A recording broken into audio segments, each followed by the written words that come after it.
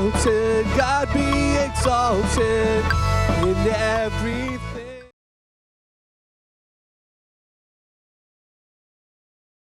Love of the Savior. Breakdown. 1, 2. Lord of endless light, let your glory shine forever. All the earth, sing Keys. your praise. 12. Break. 1, 2, 3, 4.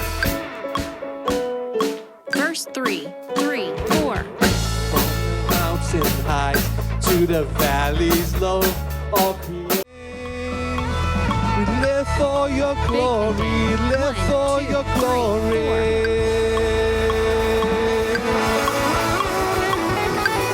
Hallelujah, we praise the Lord. Go away, keep going. Praise the Lord, praise the Lord. Drums in. 3, 4. Before you go on to the next song, Yeah, sure. one comment. All in. Marshall, stand by. Okay, give me a signal, dude. I mean, give me a signal when you want to do. Alright. Just pretending I'm radio side. Intro. All in. 1, 2, 3, 4.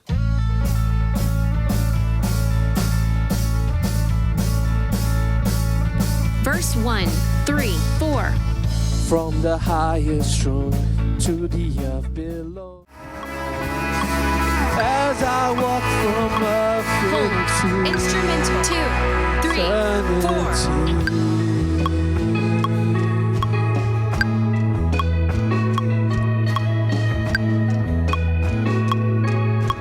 Chorus. 2, 3.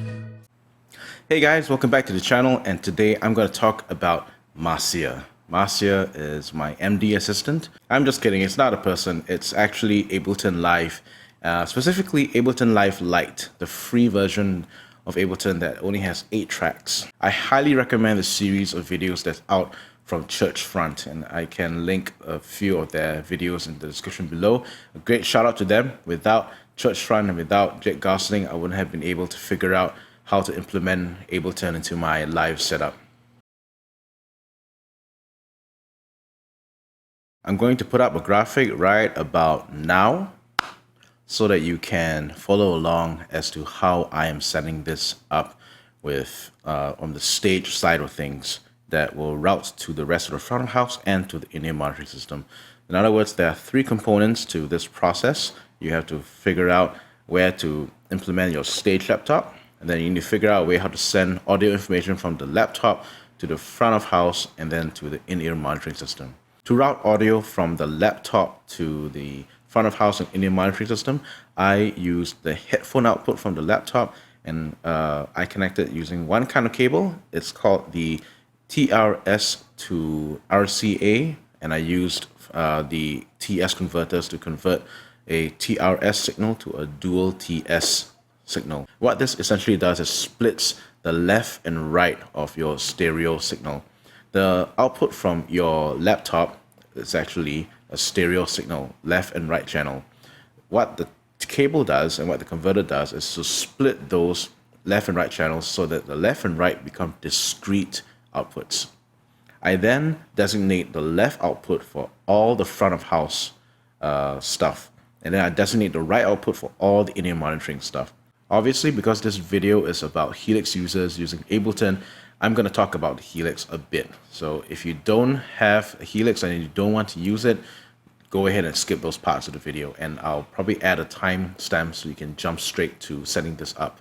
Audio routing is a very important issue with Ableton, and I have found that when I used Helix as the audio hub to route all the ins and outs from Ableton to the rest of the front of house, I found it to hang quite, it has caused my Helix to hang, and that's a catastrophic thing. You don't want your Helix to hang. True story, when the Helix hung on stage, I had to signal to my audio guy to mute my station so that I would have to reboot my Helix. I turned it off, I turned it back on, sound went back up, but the problem is because I turned it off and on, it lost connection with Ableton, and Ableton did not remember its routing settings between the PC and to Helix, and Helix to the rest of the stage outputs. So that was one catastrophic Sunday morning, and I vowed I will never repeat it again. So in short, I've decoupled the audio routing from the laptop and the Helix. Helix only sees MIDI information from the laptop.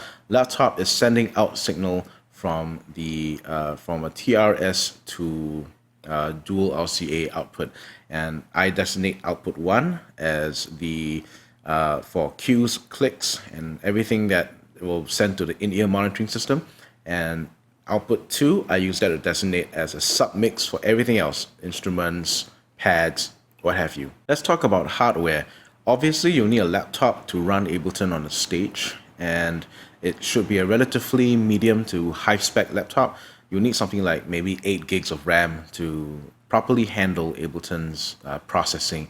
I did find that with my slower laptop, I have a Windows AMD processor laptop with 4 gigs of RAM, and I found it to be a bit sluggish, and to the point that the CPU load will be so high that the metronome will skip, and that's one thing that you don't want to do.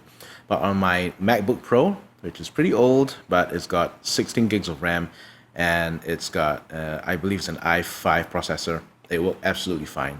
I'm going to link the picture down below too, so that you can download it, and then you can use it as your reference as to how to set this up. Let's talk about software. When you open Ableton for the first time, you're going to default to have various types of tracks. So I think now on Live Lite 10, it's 2 audio tracks and 2 MIDI tracks. You can keep that if you want, but I like to work from scratch because I like to think through the process as to how I want my workflow to look like. With Ableton Live Lite, you only have 8 tracks at your disposal, and it is possible to run an entire service with just 8 tracks. You just need to be a bit smart as to how to allocate those tracks.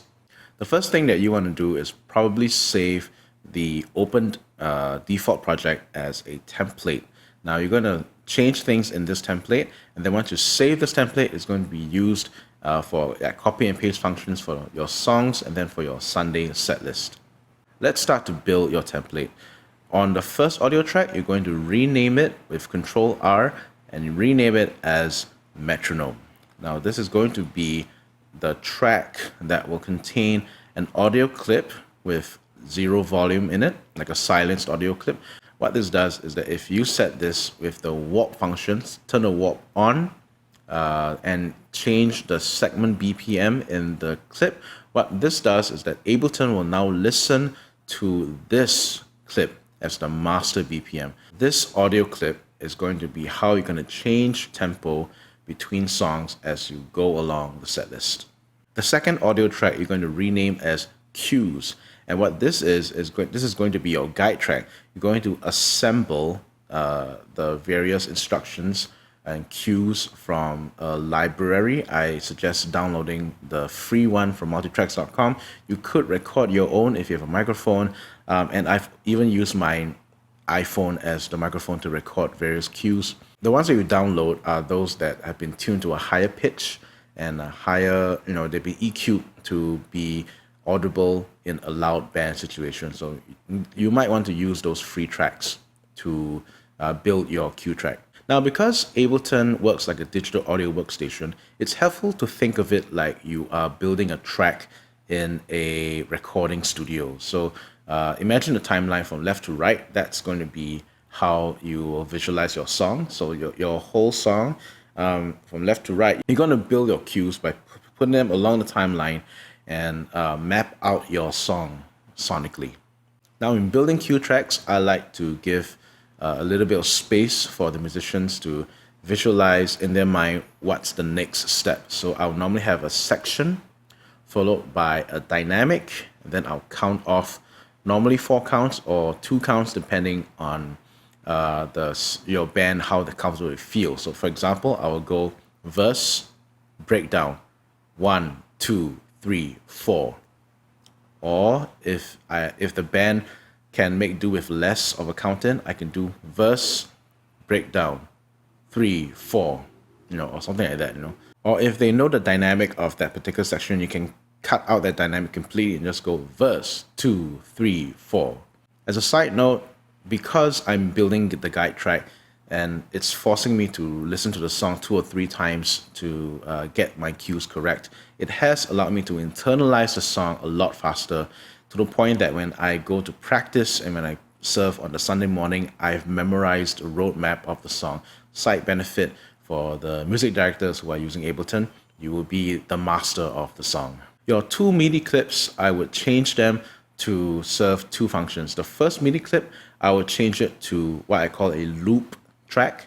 And what this does is that when you insert a MIDI clip and you get that MIDI clip to look out for a specific locator, what this does is that it will allow you to indefinitely loop the timeline, that particular segment in the timeline, for as long as you need, maybe corporate prayer, or maybe you want the music video wants to allow moments where it's just nothing but maybe pads or even silence. And then at a particular, when I press a command, let's say a keystroke command, I'm able to override that loop clip to go on to the next locator in the timeline. This is all thanks to Churchfront. You can search for the relevant video of how to do dynamic looping, or how to insert spontaneity in a set list with Ableton. The last MIDI track that I use it to control my Helix. So this will be my Helix, HLX CMD, Helix command or whatever. And what this does is that on this track, I put in MIDI clips that will send MIDI information to change my presets and my snapshots. There's a fantastic video out there. I'm going to link to the description box downstairs. This is a video that explains very thoroughly how to send MIDI commands to change presets. So these are my 4 core tracks that I normally have with a session. If I need more things, like let's say a pad sound or missing instruments, I've got 4 remaining tracks that I can pull from. With 4 remaining tracks, I could have, let's say, a pad track. I could also have a reference track so that I can put in the MP3 of the song that will allow me to refer to the song in the specific section during practice, so that my band knows what we're talking about and we can make some component repair as to, hey, how does that track go? Or how does that part go? How does that solo go? Having the reference MP3 is quite helpful. And there you have it. This is the basic building block, a template file that I use to build songs. And then when I have my song built, I will then export this out to a project file that I will drag and drop into a Sunday file where I build 4-5 songs into the timeline from start to finish. And this is how I use Ableton Live Lite with only 8 tracks to build an entire service for Sunday use. That's it from me. I hope you found this video interesting and informative. If you do have any questions or comments, please post them in the comment box below. I'll get back to you as soon as I can. As always, thank you for watching. This is Justin signing off.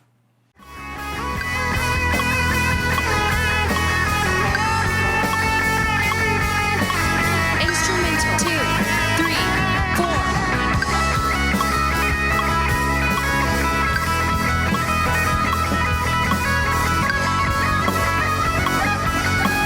Bridge, build, 3, 4.